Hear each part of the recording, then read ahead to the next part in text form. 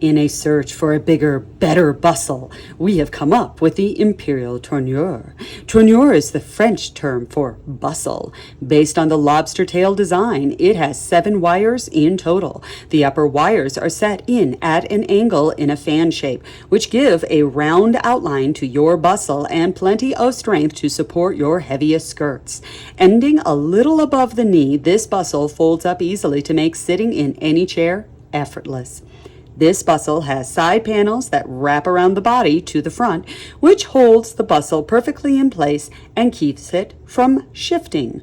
This bustle comes in 2 sizes of prominence, imperial and regular. I have already cut out all of the pattern pieces, which is a delightful change, considering most of the time I have to create all of this, and in this case I don't. This will be the ruffle, and this is the grain line, and it says to pleat to fit the back of it, and that you need to cut 3. And as you can see, there's no set place to put the pleats, so that is up to me. This is the inner back, so this is against the legs, and then this shoots out from the back side. This keeps this from jutting forward and being a mess. We have a waistband, and then to keep this from sliding around, this wraps around the front. Take a look at it again. So we have the back, and that'll be against the legs. We have the ruffle. We have the 2 sides to keep this from like spinning around on the waist and to provide, I'm sure, stabilization for exactly how this is placed. And then you have the lobster tail. So for the front, I've got the front. I need to cut out 2. I need to mark the darts.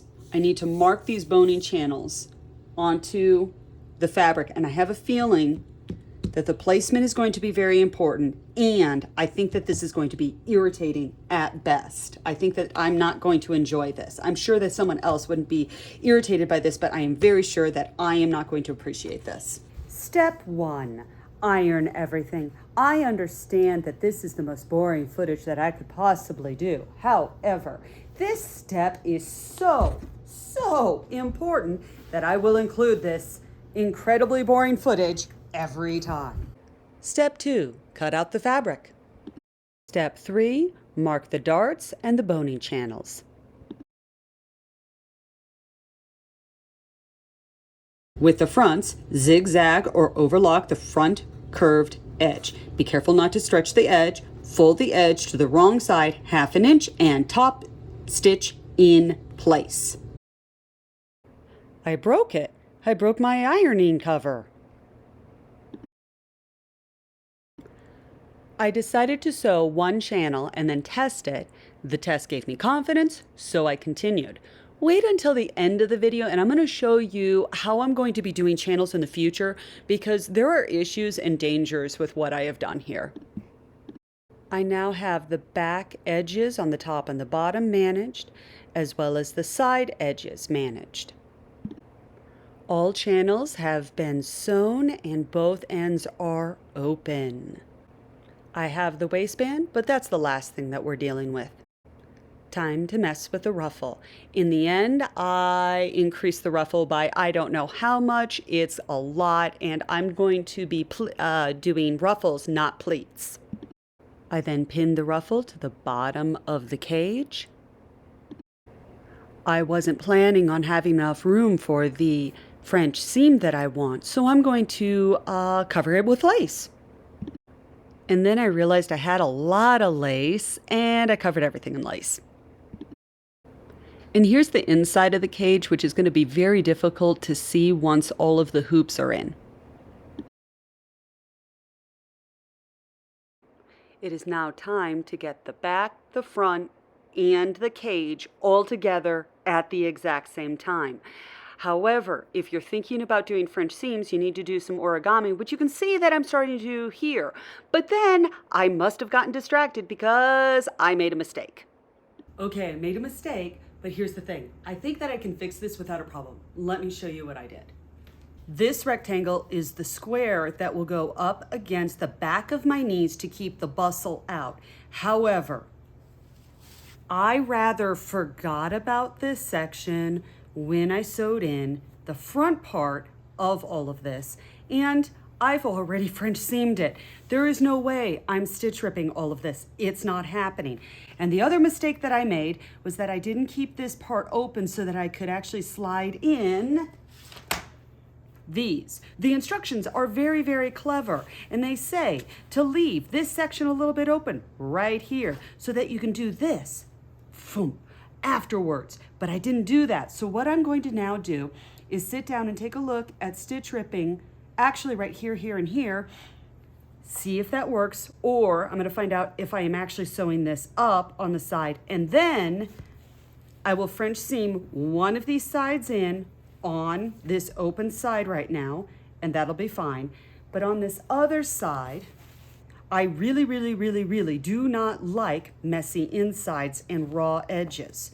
So what I'll do is I'm gonna iron this down, I'm gonna flip it again, and I'm gonna sew that down. No raw edge, and then we're gonna seam down the middle right here, and that's gonna be fine.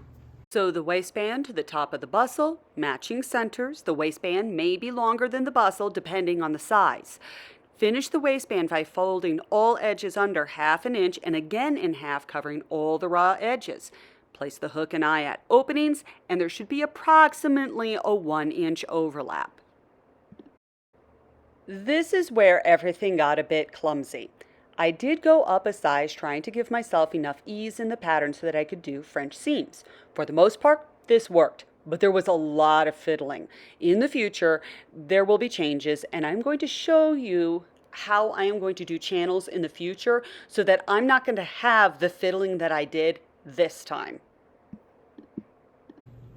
I worked very hard at getting a butt that looks like this, so I want the subs.